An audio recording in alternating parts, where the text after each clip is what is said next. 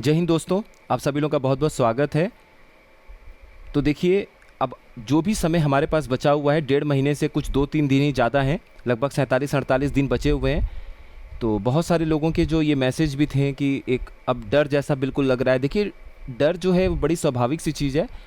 जब आप एग्ज़ाम को लेके, किसी भी एग्ज़ाम को लेके जब आप सीरियस रहते हैं तो डर एक आना लाजमी है, क्योंकि कहीं ना कहीं हमारा फोकस जो है वो रिज़ल्ट पर जाता है। तो काम की बात यहाँ पर ये है कि इस तरह के माहौल में और जो भी एक सिचुएशन बन रहा है, डर जैसा है या जो भी चिंता बढ़ रही है, तो हमें दो चीज़ें करना है। पहला, जो हमें करना है हम उस पर बात करेंगे, और दूसरा, जो हमें नहीं करना है हम उस पर बात करेंगे। तो सबसे पहले हम ये बात कर लेते हैं कि क्या नहीं करना है। हमें डर क्यों लग रहा है? हमें डर लगने का सबसे बड़ा कारण ये है कि रिज़ल्ट पे हमारा फोकस ज़्यादा है। कैसा पेपर आएगा उस पर हमारा फोकस ज़्यादा है। तो कैसा पेपर आएगा और रिज़ल्ट क्या होगा, फ़िलहाल इन दोनों चीज़ों पर आप ध्यान मत दीजिए। कारण, पेपर कैसा आएगा ये किसी को नहीं पता है। पेपर ऐसा आएगा जो आप कर सकते हैं, ये विश्वास रखिए। जो भी आपने अभी तक पढ़ाई कर रखी है, जहाँ से भी पढ़ाई कर रखी है, जो भी टेस्ट दे रखा है, जहाँ से भी आप टेस्ट दे रहे हैं, उन सभी चीज़ों पे भरोसा रखिए। पहला भरोसा खुद पर रखना है और अपने पढ़ी हुई चीज़ पर। तो पेपर कैसा आएगा इसके बारे में दिमाग से चीज़ें हटा दीजिए। जो भी पेपर आप दे रहे हैं, प्रीवियस ईयर आपने देखा है, पेपर उसी के आसपास आएगा। पिछले साल के दोनों पेपर को हम लोग देखेंगे। वैसे 2024 का यूपी पीसीएस का और 2023 का आरओ का पेपर जो आया था, क्योंकि अच्छे क्वेश्चंस थे उसमें, थोड़ा हट के पेपर था। तो पेपर आएगा कैसे भी, लेकिन ठीक ठाक पेपर आएगा। बिल्कुल ऐसा उटपटांग सा भी नहीं आ जाएगा। बट आरओ का पेपर हमेशा थोड़ा सा टफ ही होता है, क्योंकि ऑब्जेक्टिव क्वेश्चन है। सबको पता है कि नेचर ऑफ एग्ज़ाम ऐसा है कि प्री और मेंस दोनों में जीएस जो है वो ऑब्जेक्टिव आता है, तो थोड़ा रटने वाली चीज़ें ज़्यादा होती हैं। बट फिर भी हम लोग कर सकते हैं, ये भरोसा रखिए।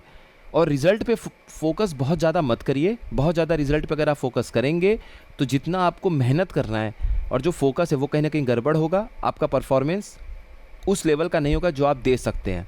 तो 100% कहीं ना कहीं परफॉर्मेंस देने में भी आपको दिक्कत का सामना करना पड़ेगा। आपकी इफ़िशियंसी, उत्पादकता जो है वो घटेगी। तो ऐसी चीज़ों पे ध्यान नहीं देना है। फ़िलहाल हमें क्या करना है, देखिए, डर का एक और जो बिल्कुल नेचुरल रीज़न है, स्वाभाविक सा कारण है, वो ये है लैक ऑफ रिवीजन। तो हमारा फोकस क्या होना चाहिए, क्या नहीं करना है वो आप समझ गए। अब क्या करना है, 3 से 4 बार कम से कम पढ़ के चीज़ें जानिए जो अपने पास हैं। चाहे मैंने कल एक वीडियो बनाया था, प्लीज़ आप लोग उसको देख लीजिएगा। उसके पहले टेस्ट के बारे में भी मैंने बताया है कि कैसे आपको नोट्स बनाना है, क्या करना है। तो कम से कम 3 से 4 बार, 5 बार, 6 बार, जितनी बार हो सके ज़्यादा से ज़्यादा बार चीज़ों को पढ़ के जब एग्ज़ाम में आप जाएंगे, तब आपकी चीज़ें दिमाग में, जो चीज़ें हैं वो पानी की तरह तैरेंगी। और फिर क्या होगा, मैच द कॉलम वाले, मिलान वाले जो सवाल आएंगे, एजर्शन रीजन वाले जो क्वेश्चन आएंगे, जिसमें कॉन्सेप्ट और फैक्ट साथ में होगा, या फिर मान लीजिए फैक्चुअल क्वेश्चंस होंगे और जहाँ पर आपको मिलान करना होगा, स्टेटमेंट वाले क्वेश्चन होंगे, एक से अधिक स्टेटमेंट वाले जो क्वेश्चंस होते हैं, कथन कारण होगा। वहाँ पर आपको कम समय में जल्दी से जल्दी चीज़ों को रिकॉल करके, याद करके टिक मारने में आसानी होगा।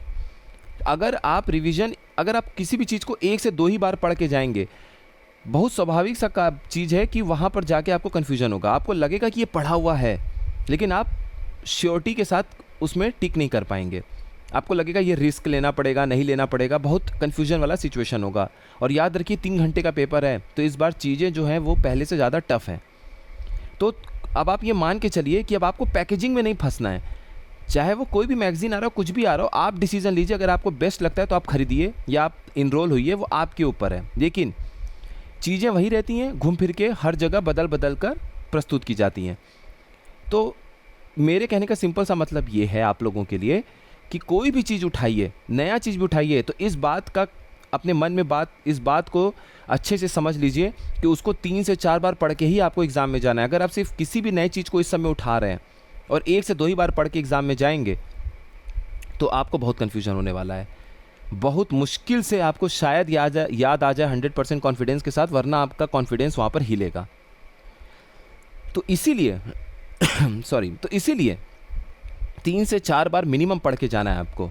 तो अभी तक जितनी भी चीज़ें आपने जुटा ली हैं, जो भी पढ़ रखा है आपने, उसी को रिवीजन करिए और भरोसा रखिए कि हाँ, इसको मैं पढ़ रहा हूँ या पढ़ रही हूँ तो एग्जामिनेशन में मेरा पेपर वहाँ पर मुझे दिखेगा, मुझे समझ में आएगा। ये तो हो गई रिवीजन वाली बात।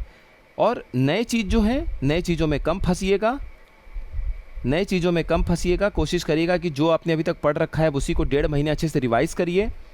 प्रीवियस ईयर क्वेश्चंस की जहाँ तक बात है उस पर आपको बिल्कुल फोकस रखना है। कल से आप लोगों को टॉपिक वाइज भी कुछ चीज़ें मिल जाएंगी, जो इंपॉर्टेंट कोर टॉपिक्स हैं जहाँ से प्रीवियस ईयर क्वेश्चन आए हुए हैं या आ सकता है, उनका एक लिस्ट बना के आप लोगों को प्रोवाइड करा दिया जाएगा। आप लोग देख लीजिएगा यूट्यूब पे वीडियो, और उसकी पीडीएफ चाहिए होगी तो ग्रुप ज्वाइन कर लीजिएगा। डिस्क्रिप्शन बॉक्स में जीएसएन करंट वॉरियर का तो लिस्ट आ जाएगा, तो लिस्ट से आप लोग मिलान कर लीजिएगा कि वो आपने तैयार कर लिया है कि नहीं कर लिया है। एक अलग से चाहे तो पतली सी कॉपी बना लीजिएगा पीवाईक्यू आधारित। मैंने आपको पहले भी बता रखा है कि पिछले वर्ष के जो प्रश्न हैं उन पर आधारित आपके पास एक कॉपी होनी चाहिए।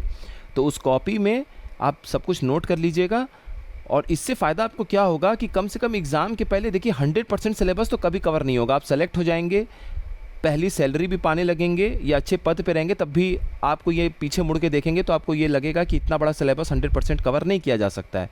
लेकिन इस तरीके से पढ़ के जाइए कि मैक्सिमम क्वेश्चन आपके वहाँ पर एग्ज़ाम में सही हो जाए।